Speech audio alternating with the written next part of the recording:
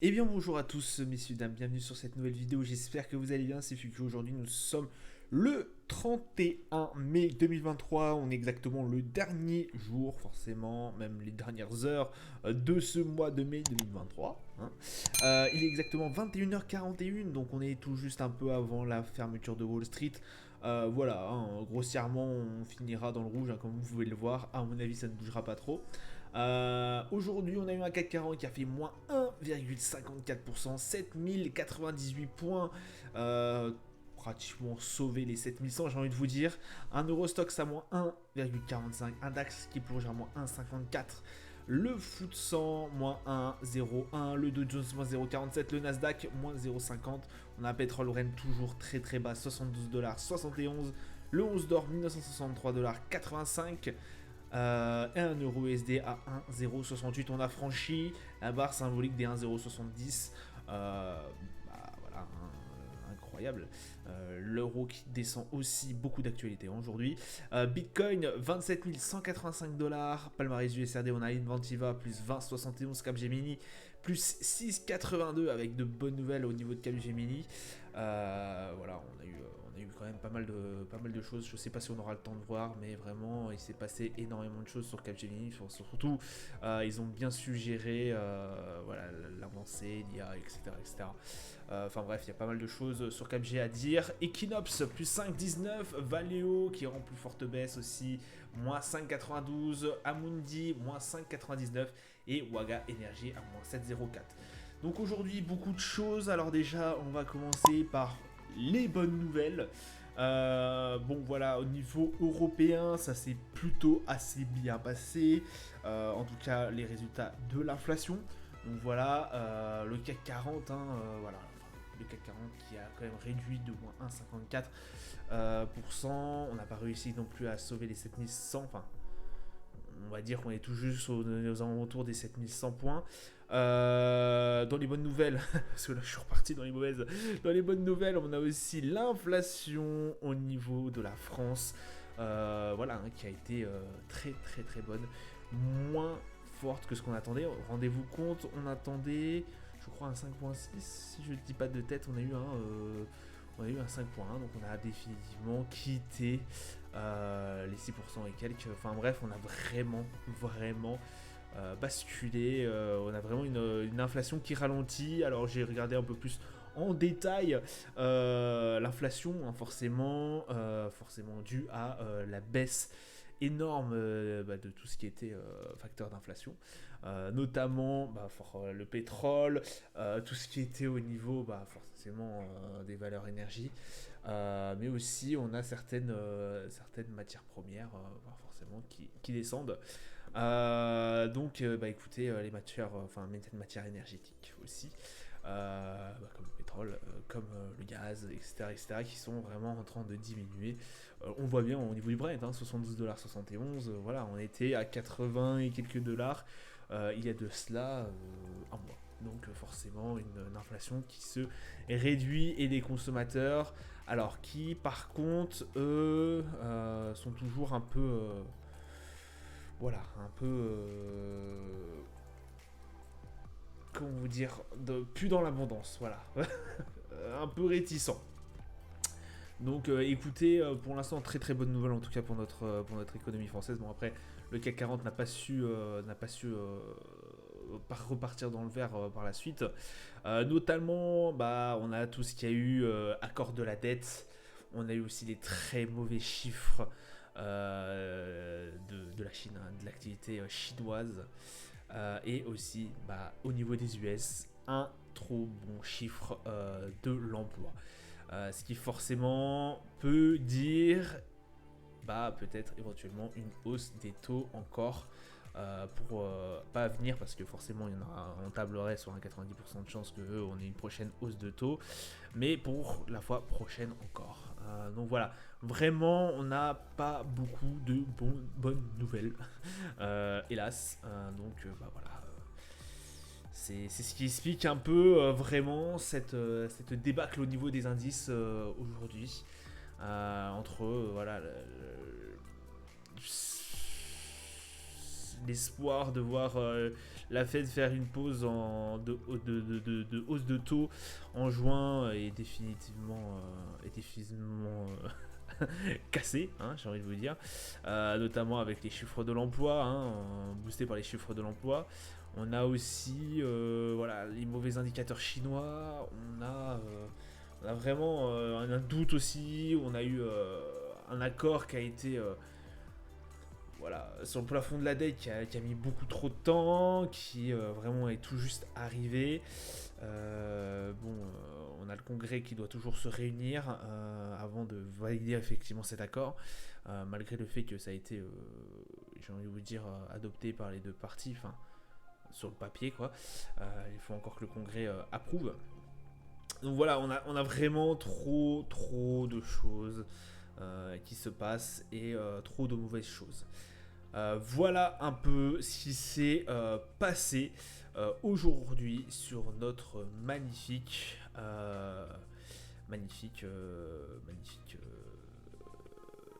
journée.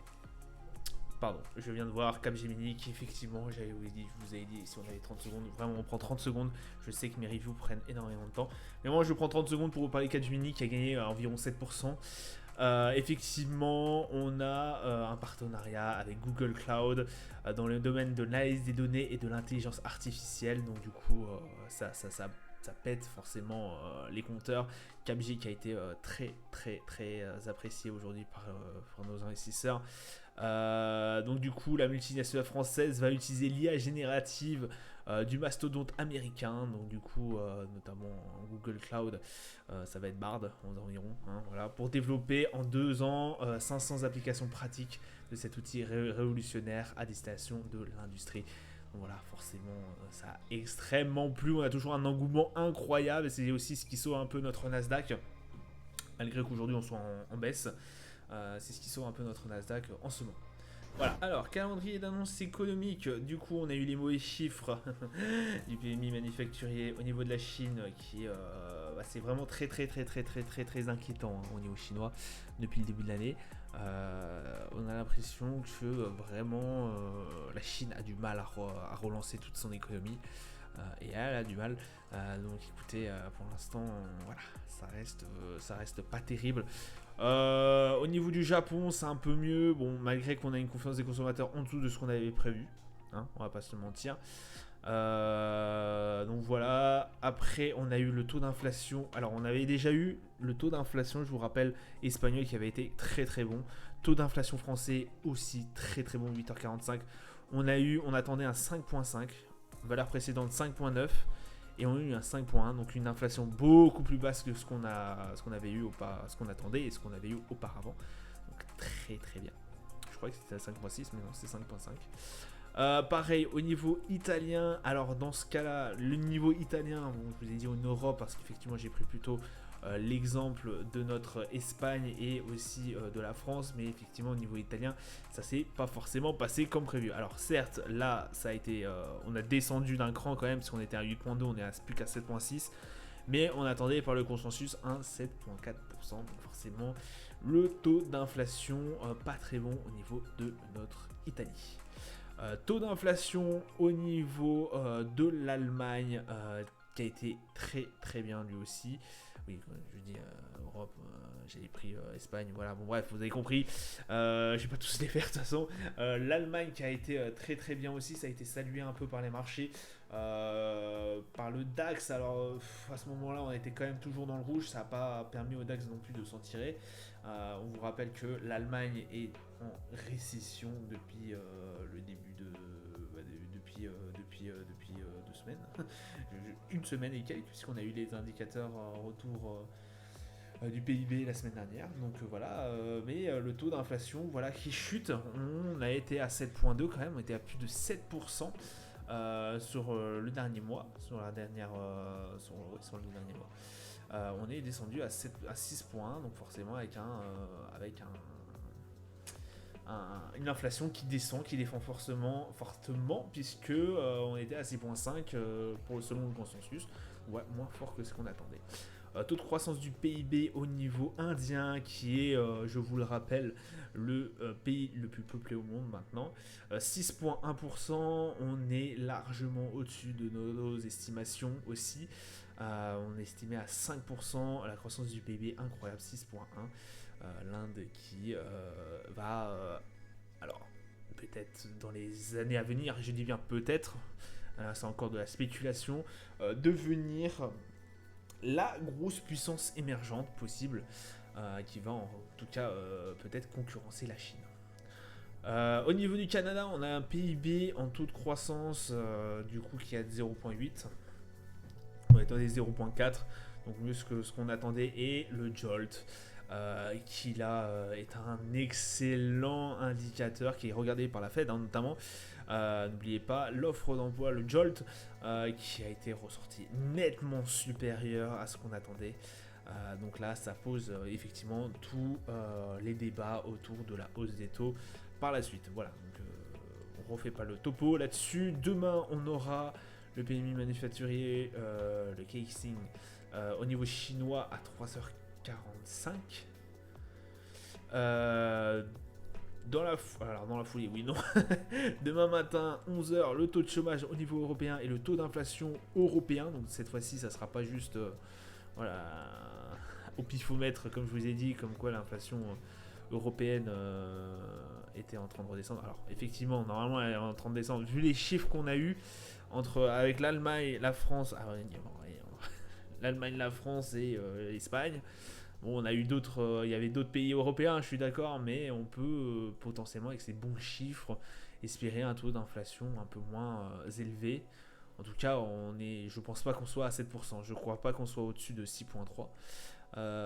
Mais voilà, on ne sait jamais, il est possible que certains pays dont j'ai pas connaissance, je me rappelle plus les chiffres ou dont c'est pas sorti encore, je crois que si, l'inflation ne soit pas assez bonne. Voilà, mais ça m'étonnerait quand même. On aura à 16h l'ISM PMI manufacturier au niveau des US à 16h. Voilà ce qui nous rentrera un peu notre séance de ce mois de juin. Voilà, parce qu'on va repasser en juin. Et puis voilà.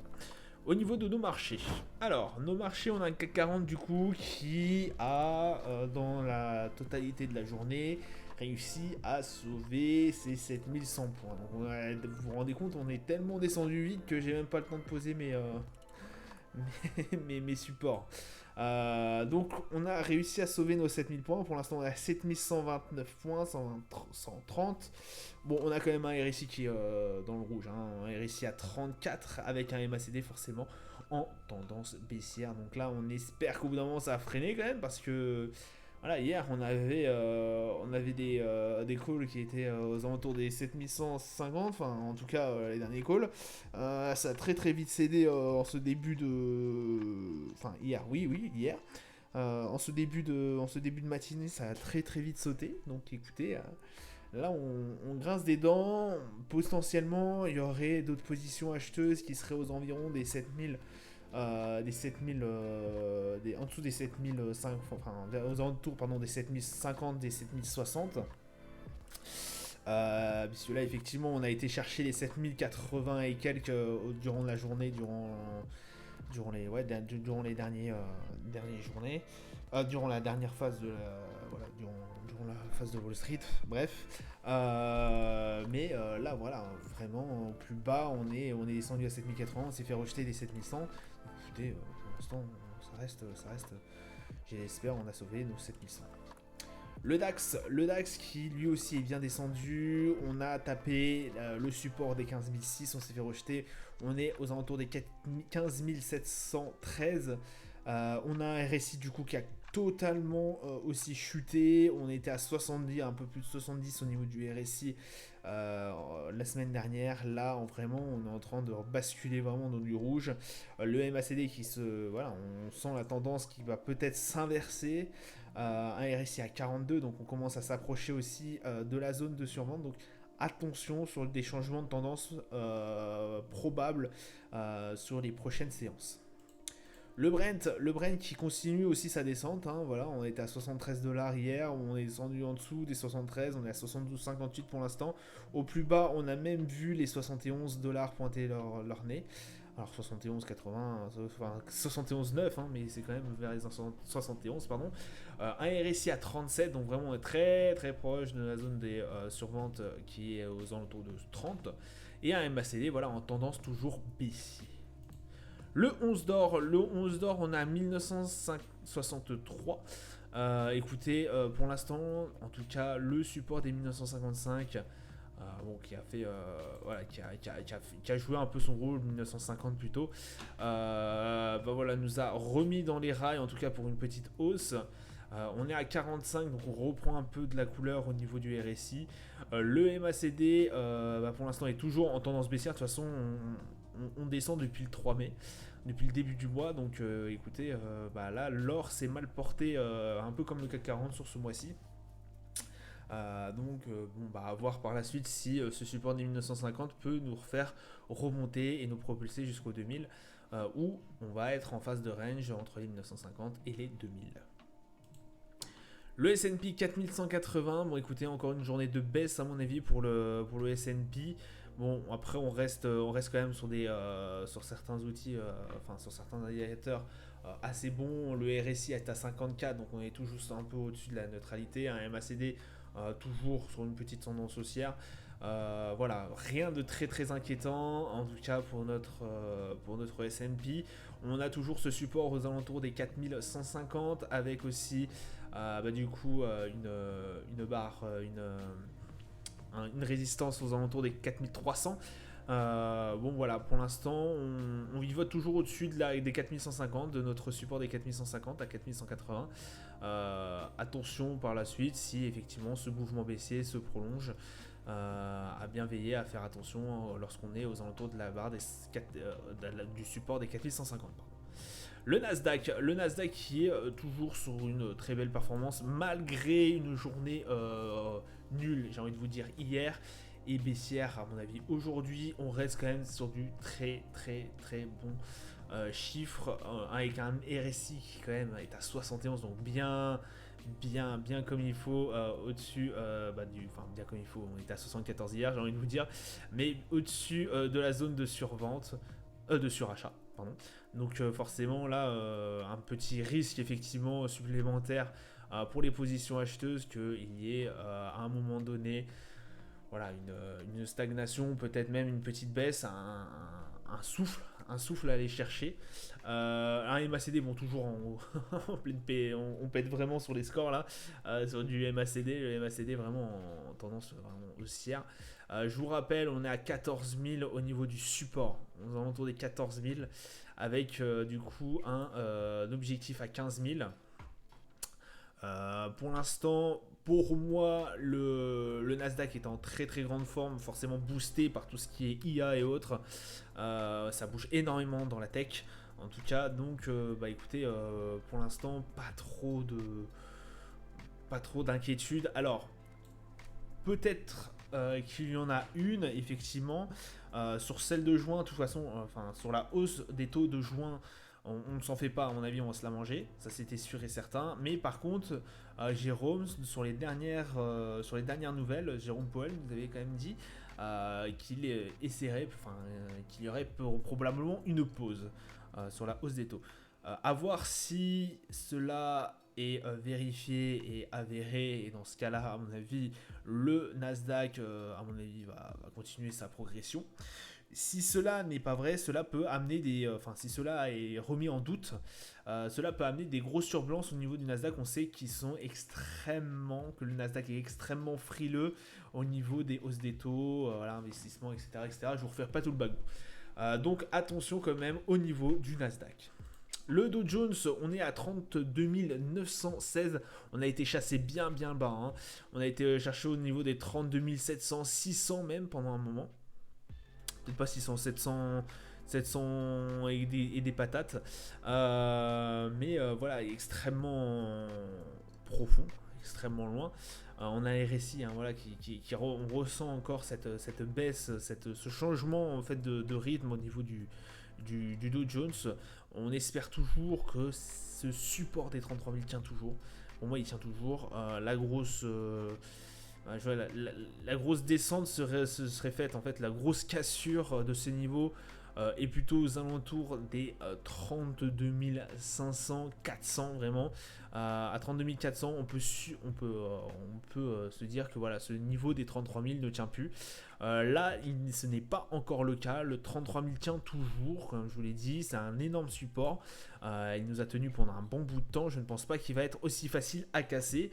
Alors oui, on l'a cassé ici, mais voilà, crise bancaire, SVB, etc., etc., ça a cassé d'un seul coup. On était au plus bas en plus pendant ce moment-là. Donc écoutez, ça a été mais très très vite. Vous voyez, on a été repris d'un élan. On a calé aux alentours des 31 800 et pour aller très très vite rejoindre les 34 200, 300. Donc très très bien ça pendant un moment. Et puis là, on était vraiment toujours dans de la stagnation, aux alentours des 34 300. Il est 33 000. Donc attention quand même par la suite au Dow Jones, si le niveau des 33 000 serait amené à être cassé, je vous le rappelle, aux alentours des 32 600, si on a une bougie ou même si à un moment donné on casse au niveau des 33 000, des 32 500, je pense que voilà, ça sera ce niveau des 33 000 ne tiendra plus. Effectivement, pourquoi je vous dis ça? Parce que à chaque fois qu'on va chasser très très loin au niveau des mèches, comme vous le voyez ici, en fait je me base sur la mèche la plus basse, et là on voit bien qu'on a été effectivement trouver les 32 500. On s'est fait chasser sur ces 32 500, c'est à dire qu'il y a toujours des positions acheteuses sur ces niveaux là. Pour l'instant, ces positions-là acheteuses nous ont permis de remonter en tout cas sur cette séance-là et par la suite aussi de dégager du vert. Attention, ces positions-là, ça ne veut pas dire forcément que ces positions-là sont revenues ou même qu'il y en a plus bas, qu'il n'y en a pas plus bas. Qu'il n'y en a pas plus bas, voilà. J'ai arrivé à parler français. Donc restez quand même assez vigilant, mais pour moi vraiment le réel seuil, les réelles positions, enfin si ça descend aux alentours des 32 500, lâchez si vous êtes en achat. Voilà, si ça descend comme ça, 32 500, vous savez que pour moi il faut couper votre position. En revanche, on a toujours ce support des 31 008 qui pourrait faire office effectivement du prochain support pour la suite. Voilà, ça sera tout pour moi pour aujourd'hui. Je sais, ces reviews sont extrêmement longues. Il y a beaucoup d'infos. J'en suis désolé. Mais voilà, ça bouge quand même assez beaucoup sur les marchés. Voilà, ce sera tout pour moi pour aujourd'hui. Je vous souhaite une excellente journée, une bonne soirée à vous. Je vous dis à plus tard. Ciao, ciao.